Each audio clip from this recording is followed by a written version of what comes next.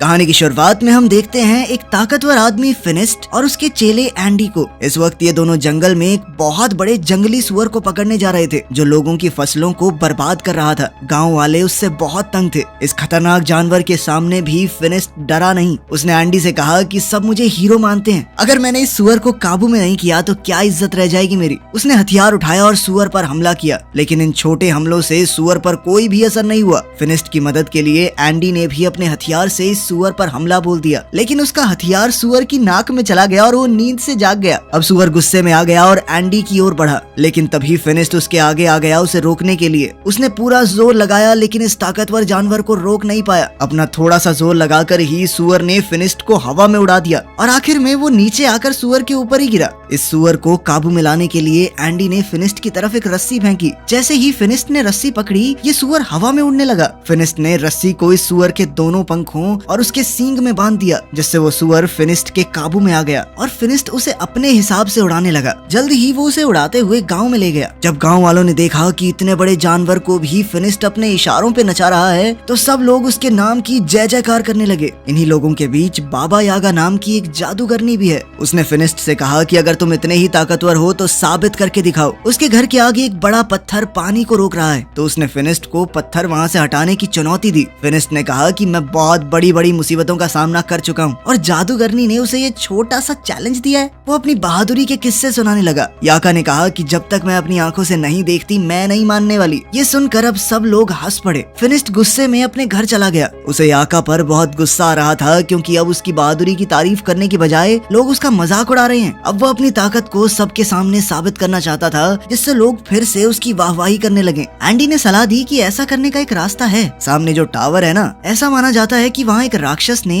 एक बेहद खूबसूरत लड़की को कैद कर रखा है और वो लड़की एक राजकुमारी है। अगर तुमने उस राक्षस को मारकर राजकुमारी को आजाद कर दिया तो पूरी दुनिया में तुम्हारा नाम गूंजेगा। फिनिस्ट ने तय कर लिया कि वो इस राक्षस से जरूर लड़ेगा।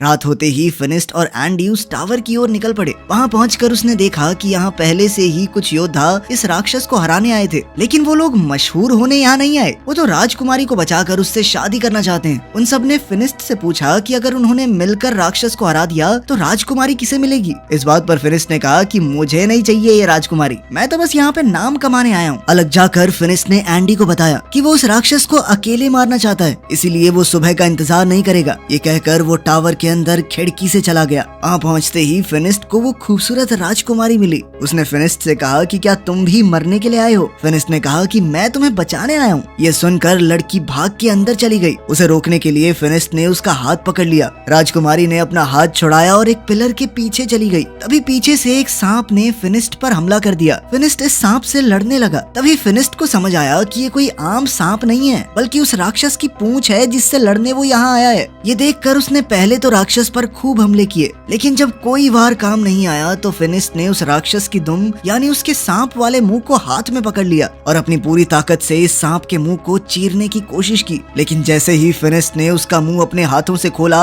सांप ने फिनिस्ट की आंखों में थूक दिया और अब फिनिस्ट को नजर आना बंद हो गया। वो अंधा हो गया। अंधा होने पर भी फिनिस्ट ने हार नहीं मानी और अपने पैर से टटोल कर अपना हथियार ढूंढ लिया। अब फिनिस्ट ने दोबारा उस राक्षस पर हमला किया, लेकिन वो राक्षस गायब हो गया। फिनिस्ट ने इतने हमले किए कि टावर टूटने लगा। टावर टूटने के शोर से सभी योद्धा भी जाग गए। वो सभी टावर से गिर रहे मलबे के पास आए। इन योद्धाओं को ना राजकुमारी दिखी ना ही राक्षस, बस दिखा तो मलबे के नीचे दबा हुआ फिनिस्ट, जो धीरे धीरे उठ रहा था। जब एंडी को पता चला कि फिनिस्ट अपनी आंखें खो चुका है तो वो उसे वहाँ से ले जाकर घर छोड़ आया। फिनिस्ट अपनी आंखों को खोकर बहुत गुस्से में था। वो बहुत चिड़चिड़ा हो गया था। उसकी ये हालत एंडी से देखी नहीं गई। एंडी मदद के लिए बाबा यागा के पास गया। उसने बाबा यागा को सब कुछ बताया कि फिनिस्ट के साथ क्या हुआ, लेकिन बाबा यागा ने मदद करने से साफ मना कर दिया, क्योंकि जब वो मुसीबत में थी तो फिनिस्ट ने भी उसकी मदद नहीं की थी। ये बात जब फिनिस्ट को पता चली तो वो बहुत उदास हो गया। इसी तरह वक्त गुजरता रहा। अब एंडी ने भी फिनिस्ट के पास आना बंद कर दिया था। वो अपने सारे काम बहुत मुश्किल से कर पाता। बाहर जाकर खाने पीने का सामान खरीद कर लाता, लेकिन बच्चे उसके फल चुरा लेते। अब उसके पैसे भी खत्म होने वाले थे। एक दिन एंडी फिनिस्ट के घर आया तो उसने गुस्से में एंडी से कहा कि उसके पास एंडी के लिए कोई काम नहीं है, तो तुम एक काम करो, कुछ और ढूंढ लो। ये सुनकर एंडी वहाँ से चला गया।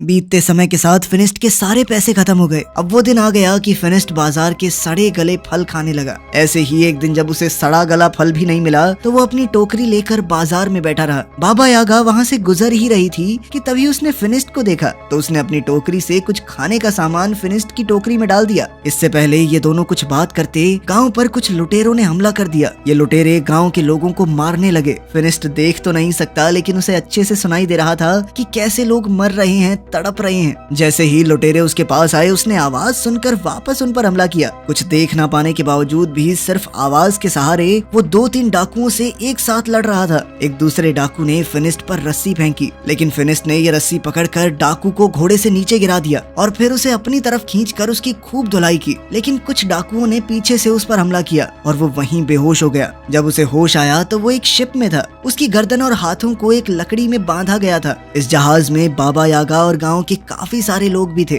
फिर हमने देखा कि एंडी भी यहाँ है। वो जहाज में आजाद घूम रहा था। बाबा यागा ने पूछा कि तुम आजाद कैसे घूम रहे हो? तो उसने कहा कि मैंने इन डाकुओं को यकीन दिला दिया है कि मैं इनकी तरफ ही हूँ, मैं इनकी मदद करूंगा। साथ ही वो गाँव वालों के ऊपर डाकुओं के लिए नजर भी रखेगा। एंडी के पास इस वक्त एक सोने का चिराग है जो उसने डाकुओं से चुराया था। उसने कहा कि वो इस चिराग को बेचकर खूब पैसे कमाएगा। जैसे ही एंडी ने इस चिराग को रगड़कर साफ किया तो उसमें से एक जिन बाहर निकला। उसे देखकर सब घबरा गए, यहाँ तक कि एंडी भी। नीचे का शोर सुनकर एक डाकू वहाँ आ गया लेकिन जिन ने इस डाकू को मारकर ऊपर फेंक दिया। जब जिन एंडी के पास गया उसकी ख्वाहिश पूछने तो एंडी ने कहा कि वापस चिराग में चले जाओ और वो जिन दोबारा से चिराग में चला गया। ऊपर से एक डाकू आया और एंडी के गले पर तलवार तान कर अपना चिराग उससे वापस ले लिया और कुछ ही देर में ये जहाज अरेबिया पहुंचा। गांव से लाए हुए सभी लोगों को गुलाम के तौर पर बेचने के लिए खड़ा कर दिया गया। वहाँ एक नकाबपोश आदमी आया और उसने फिनिस्ट, बाबा यागा और एंडी को खरीद लिया। वो उन्हें अपने महल में ले गया। वहाँ पहुँचते ही सभी लोग इतना बड़ा महल देखकर हैरान रह गए। इस महल में रोबोट काम कर रहे थे। हालांकि ये बहुत ही पुराना जमाना है। तभी उस आदमी ने अपने चेहरे से नकाब हटाया। उसने कहा कि हैरान मत हो, मैं एक साइंटिस्ट हूँ और ये सभी रोबोट उसी ने बनाए थे। इस आदमी ने बताया कि उसने और भी बहुत सी मशीनें बनाई हैं जिससे इंसानों का काम आसान हो सके।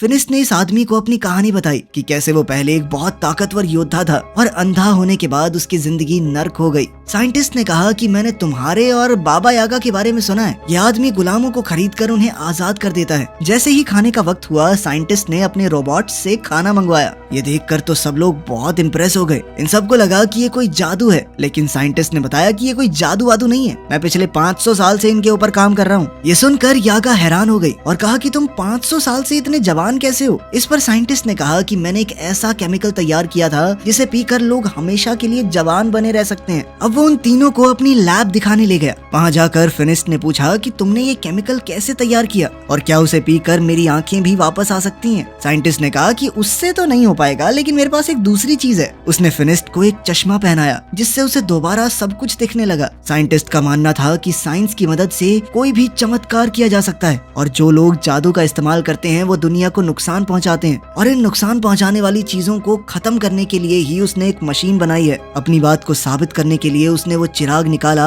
जो उसने लुटेरों से खरीदा है। यागा ने कहा कि ये खतरनाक हो सकता है, लेकिन साइंटिस्ट रुका नहीं। उसने चिराग को घिसा और उसमें से जिन निकला। उसने अपनी मशीन चला दी जिसने जिन को अपने अंदर खींच लिया, जिसके बाद उसने कहा कि देखा, मेरे आविष्कार ने जीनी को खत्म कर दिया। उसी रात साइंटिस्ट को पता चला कि पास की एक पहाड़ी पर एक राक्षस है जो आम आदमियों को नुकसान पहुंचा रहा है। साइंटिस्ट ने कहा कि उसे तो पकड़ना ही होगा। जब ये बात फिनिस्ट को पता चली कि इस राक्षस का शेर जैसा मुंह है और सांप जैसी दुम, तो फिनिस्ट तुरंत समझ गया कि ये तो वही राक्षस है जिसने उसे अंधा किया था। फिनिस्ट ने साइंटिस्ट से कहा कि मैं भी साथ चलूंगा, मुझे उस राक्षस से बदला लेना है। लेकिन साइंटिस्ट उसकी जान को खतरे में नहीं डालना चाहता। इस पर फिनिस्ट ने कहा कि आपने मेरी मदद की है, इसलिए मैं भी आपकी मदद करूंगा। इसके बाद साइंटिस्ट ने फिनिस्ट को एक गैजेट दिया जिसे अगर राक्षस के पास रखा जाए तो वो खुद ही उसमें कैद हो जाएगा। रात को बाबा यागा इस साइंटिस्ट की लैब में घुस गई। वो यहाँ से उस केमिकल को पीना चाहती थी ताकि वो भी हमेशा जवान रहे, लेकिन साइंटिस्ट ने उसे पकड़ लिया और कहा कि अगर तुम लोग राक्षस को लाने में कामयाब हो गए तो मैं खुद ही तुम्हें उस केमिकल का थोड़ा हिस्सा दे दूंगा। अगले दिन जब वो सभी लोग जाने के लिए तैयार हुए तो साइंटिस्ट ने उन्हें अपनी स्पेसशिप दिखाई जिसकी मदद से वो वहाँ बहुत जल्दी पहुँच सकते हैं। उसने उन सबको उसे चलाना सिखाया। जाने से पहले साइंटिस्ट ने कहा कि मुझे वो राक्षस जिंदा चाहिए। साइंटिस्ट ने फिनिस्ट के हथियार को भी बेहतरीन बना दिया था। अब उसमें जिसमें एक बटन था जिसे दबाते ही वो सब किया जा सकता है जो एक मामूली हथियार पहले नहीं कर पाता। अब उन्होंने उस उड़न तश्तरी में बैठकर अपना सफर शुरू किया और जल्द ही ये लोग उस पहाड़ी पर पहुंच गए जहां वो राक्षस है। काफी देर तक ढूंढने के बाद आखिरकार फिनिस्ट को उस राक्षस के पांव के निशान मिल गए। वो निशान एक गुफा के अंदर जा रहे थे। फिनिस्ट ने साइंटिस्ट की मशीन इस गुफा के बाहर रख दी। फिनिस्ट जानता था कि उसे राक्षस को मारना नहीं है, सिर्फ कैद करना है, इसीलिए वो बड़े आराम से अंदर गया और अपने हथियार से राक्षस को ललकारा और फिर वो बाहर आ गया। जैसे ही वो बाहर आया तो उसका सर एक पेड़ से टकरा गया जिससे वो वहीं पर बेहोश हो गया। राक्षस भी गुफा से बाहर निकल आया। इससे पहले राक्षस फिनिस्ट को कुछ नुकसान पहुंचाता, बाबा यागा ने जल्दी से उस मशीन को एक्टिवेट कर दिया। उस मशीन के अंदर से बहुत सारी चेन बाहर आई और राक्षस को खींचकर अंदर ले गई। फिर यागा ने लिवर दोबारा से दबाया और मशीन बंद हो गई। कुछ ही देर में फिनिस्ट को भी होश आ गया और अब वो सब लोग मिलकर वापसी का सफर करने लगे। सफर बहुत लंबा था, इसीलिए ये लोग रात को बीच रास्ते में ही आराम करने लगे। रात को पिंजरे से फिनिस्ट को एक लड़की की आवाज सुनाई दी। वो पिंजरे को खोलने लगा। बाबा यागा ने उसे ऐसा करने से रोका, लेकिन वो नहीं रुका। जब पिंजरा खुला तो अंदर वही राजकुमारी थी जो टावर के अंदर फिनिस्ट को मिली थी। बाबा यागा ने कहा कि इसका मतलब ये राजकुमारी ही वो राक्षस है। यागा ने कहा कि इसे बाहर निकालना काफी खतरनाक हो सकता है, लेकिन फिनिस्ट उनकी बात सुनने को तैयार ही नहीं था क्योंकि शहजादी पर उसका दिल आ गया था। जैसे ही फिनिस्ट ने राजकुमारी की तरफ हाथ बढ़ाया, बाबा यागा ने उसे धक्का दे दिया और पिंजरे को बंद कर दिया। राजकुमारी ने बताया कि मैंने तुम्हारा हाथ इसलिए नहीं पकड़ा क्योंकि मेरे ऊपर एक श्राप है। अगर कोई भी आदमी उसे छुएगा तो वो राक्षस में बदल जाएगी। राजकुमारी ने कहा कि मैं बुरी नहीं हूँ। वो तब तक किसी को नुकसान नहीं पहुँचाती जब तक सामने से कोई हमला न करे, ताकि मेरी वजह से किसी को नुकसान ना हो। मैं तो यहाँ अकेली पहाड़ों में रहती हूँ, लेकिन इंसान उसे यहाँ भी जीने नहीं देते। इसके बाद हमने देखा कि साइंटिस्ट ने एक किसान की बिल्ली चुराई थी। किसान ने उससे भीख मांगी कि ये बिल्ली किसी का कोई नुकसान नहीं करती बल्कि फायदा ही करती होगी थोड़ा बहुत। दरअसल रात को इस बिल्ली से लाइट निकलती थी जिससे आसपास रोशनी हो जाती, लेकिन साइंटिस्ट ने किसान की बात नहीं सुनी। उसने बिल्ली को अपनी मशीन के नीचे रखा। ये मशीन किसी भी चीज की जादुई शक्तियों को खींच लेती है और इसी तरह इस मशीन ने बिल्ली की जादुई ताकत भी खींच ली और फिर बिल्ली को जादू से एक केमिकल में बदल दिया जिसे साइंटिस्ट ने अपनी तिजोरी में रख दिया। यहाँ साइंटिस्ट ने बहुत सारे केमिकल्स पहले से इकट्ठा कर रखे थे। वहाँ राजकुमारी और फिनिस्ट एक दूसरे से प्यार करने लगे थे। बाबा यागा और एंडी इन दोनों को कैद करके साइंटिस्ट के पास ले जाने लगे। ये लोग जब साइंटिस्ट के महल में पहुंचे तो दूर खड़े होकर ही साइंटिस्ट को देखने लगे। उन्होंने देखा कि साइंटिस्ट ने एक जादुई परिंदे का सारा जादू खींच लिया और उससे बने केमिकल को अपने रोबोट्स में डाल दिया। इसका मतलब था कि ये रोबोट साइंस से नहीं बल्कि जादू की मदद से चल रहे हैं। वो इन सारे केमिकल्स को सभी जादुई चीजों से निकाल रहा है। इसके बाद बाबा यागा बहुत गुस्से में उसके सामने पहुंची। उसने कहा कि तुम झूठे हो, ये रोबोट कोई आविष्कार नहीं है बल्कि जादू से चलने वाले पुतले हैं, जिसका मतलब है कि तुम्हारी उम्र भी जादू से ही लंबी हुई है। वो जादू जो साइंटिस्ट ने मासूम जानवरों को मारकर हासिल किया है। ये सुनकर साइंटिस्ट को गुस्सा आ गया और उसने कहा कि मेरा सच जो भी जान जाए वो जिंदा नहीं बचता। इसके बाद बाबा यागा और एंडी डर कर वहाँ से भागने लगे। बाबा यागा ने फिनिस्ट और शहजादी को भी आजाद कर दिया क्योंकि वो जान गई थी कि ये साइंटिस्ट इस राजकुमारी के साथ भी यही करेगा। राजकुमारी ने बताया कि वो साइंटिस्ट को जानती है, वो काफी समय से उसके पीछे पड़ा है। तभी साइंटिस्ट भी वहाँ पहुँच गया। उसने अपने सारे रोबोट्स को इकट्ठा कर लिया ताकि उनमें से कोई भी भाग ना पाए और फिर राजकुमारी के अंदर से भी